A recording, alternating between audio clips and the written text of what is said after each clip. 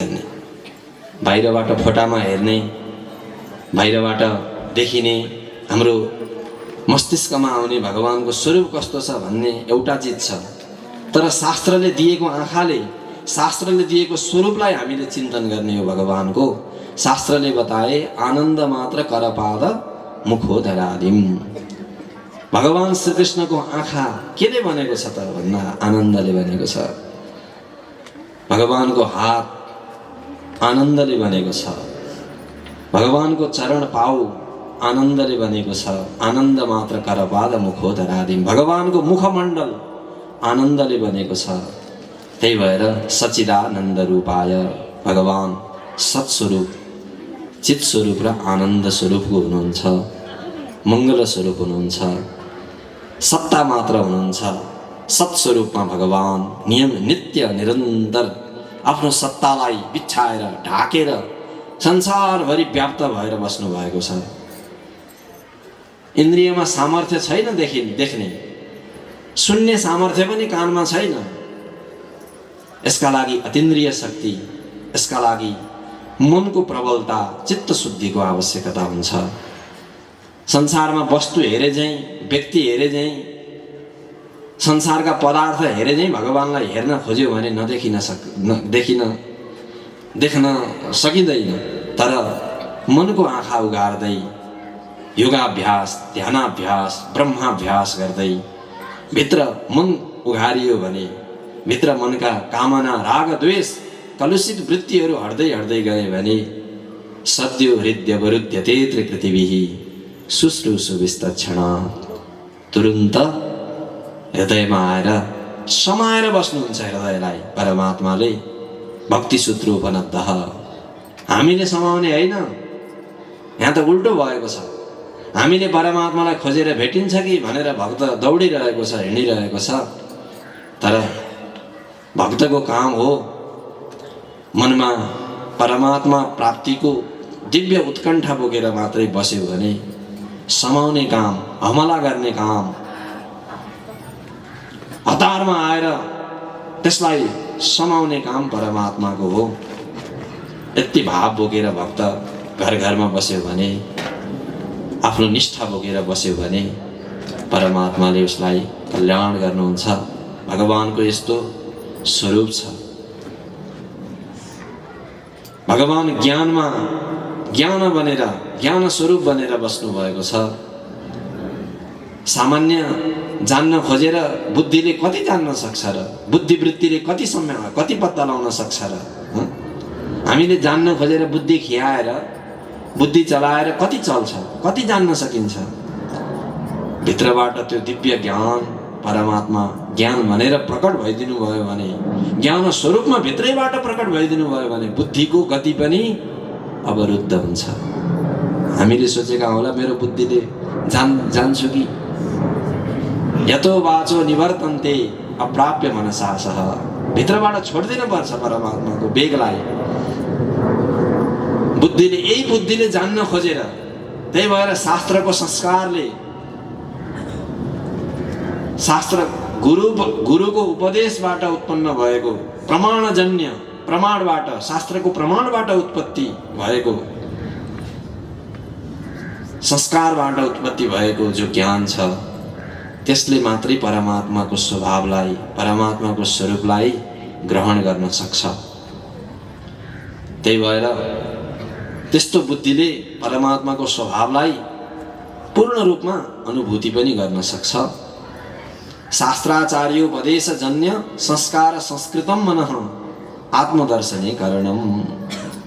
शाङ्कर भाष्य गीतामा भगवान शङ्कराचार्य के भन्नुहुन्छ भने, शास्त्राचार्योपदेशजन्य संस्कार संस्कृतम मनः आत्मदर्शने कारणम।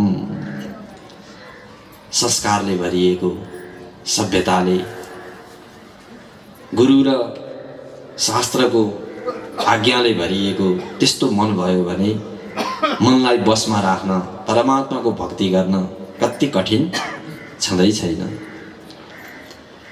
अब परमात्माको यस्तो स्वरूप छ। अब परमात्माको स्वरूपलाई थोरै सगुण रूपमा परमात्मा अलि मिठास बनेर आउनु भएको छ, अलि मिठो बनेर। पिताम्बर लगाएर आउनुभएको छ। शास्त्रहरूमा बताइएको छ वाकस छन्दोमयम पीतम अथवा वासस छन्दोमयम पीतम। भगवान कृष्णको वस्त्र के हो? पिताम्बर। भगवानलाई पिताम्बर खोलिदिने हो भने भगवानको स्वरूप कस्तो हुन्छ? सच्चिदानन्द स्वरूप हुन्छ।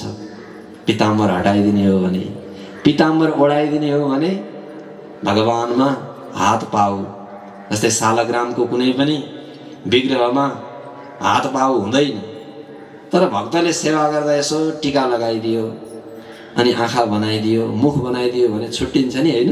भगवानको यो वक्षस्थल, भगवानको यो आँखा, भगवानको यो शिर छुट्टिए जस्तै गरी त्यो पिताम्बर भेदक हो।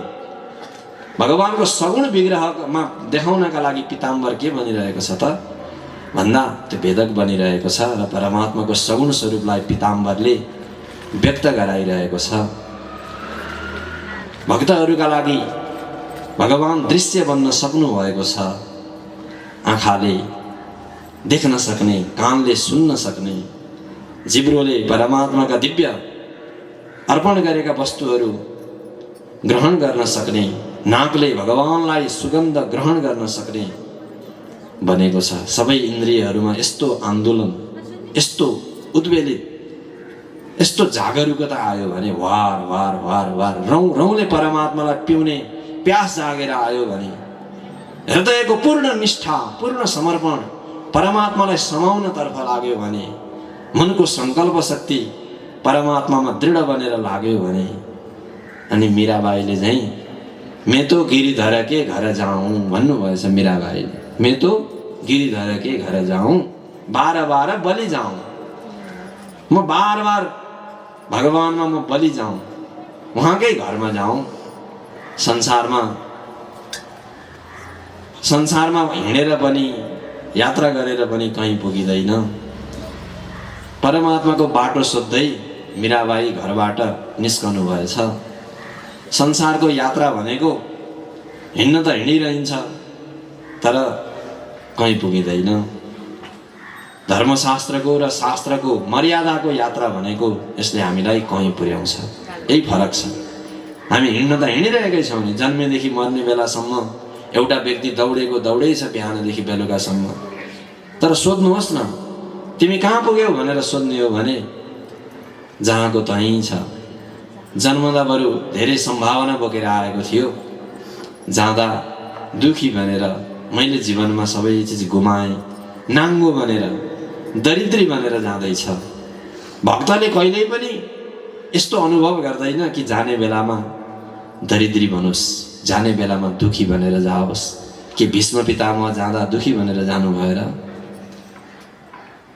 जाने बेलामा स्वयं भगवान नै बहाना बनाएर भीष्म पितामहका अगाडि गएर उभिनु भएको छ। कस्तो सौभाग्य! प्राण जाने बेला पनि होस् अनि भगवान खोज्दै खोज्दै मेरो भक्तलाई म दर्शन दिन जान्छु, दर्शन गर्न जान्छु भन्दै बहाना बनाएर आएर अगाडि उभिएको हुनुहोस्। यस्तो सौभाग्य यी भागवतका भक्तहरूले प्राप्त गर्नुभएको छ। कस्तो सौभाग्य हो भीष्म पितामहको! प्राण जाने बेलामा भगवान गएर उभिनु भएको छ। इच्छा मृत्युको वरदान पनि प्राप्त गर्नुभएको थियो भीष्म पितामहजीले। अब अगाडि प्राण जाने बेला भएको छ, भगवान आएर अगाडि उभिनु भएको छ। किन मरिराख्न परेको छ? विचार गर्नुभएछ।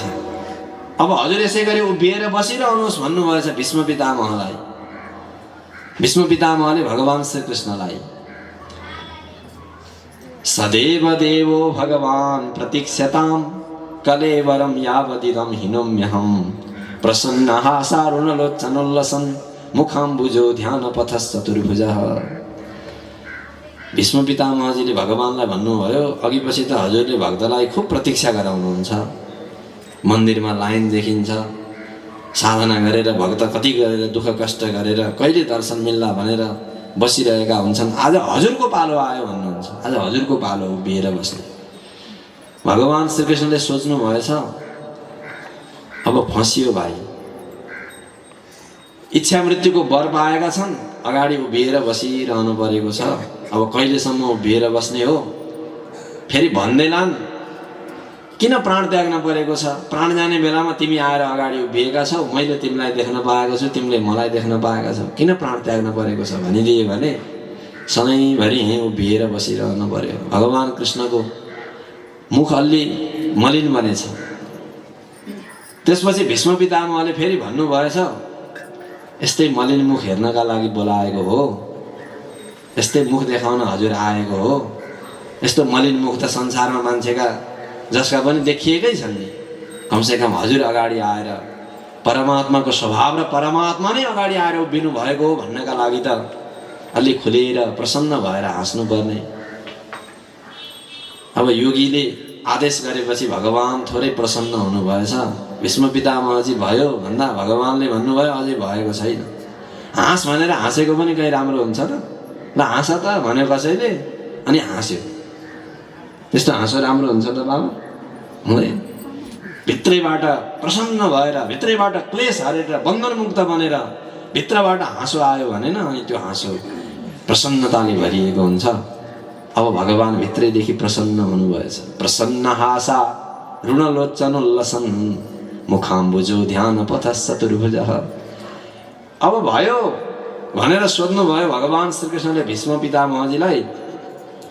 त्यसपछि भीष्म पितामहजीले भन्नुभयो अझै भएको छैन। अब के गरौँ त भन्दा हाँसो भरिएको अनुहार लिएर मेरो ध्यानमा हजुर नै प्रवेश गर्नुहोस्। मुखाम्बुजो ध्यान पथः चतुर्भुजः। भक्तले कसरी बसमा राख्न जानेको छ, कस्तो अधिकार पाएको छ। यहाँ सबै भागवतका भक्त गोपीहरू, राजर्षिहरू, देवर्षिहरूको प्रभाव, भक्तिमा डुबेका प्रह्लादको, ध्रुवको, गुरुदेवबाट चरित्रहरू श्रवण गरिरहनु भएको छ। यी सबै देख्दा हामी पनि आलिप्त बनेर, लिप्त बनेर, मुग्ध बनेर, परमात्माको बनेर, परमात्मालाई नजिकको, निकटको आफ्नो अनुभव गरेर, आफ्नै हो उहाँ, मदेखि भिन्न होइन भनेर अनुभव गरेर बस्दाखेरि के हुन्छ? हाम्रो मन बुद्धिको समस्या, मन बुद्धिको क्लेश, राग द्वेष, बन्धन सबै समाप्त हुन्छ।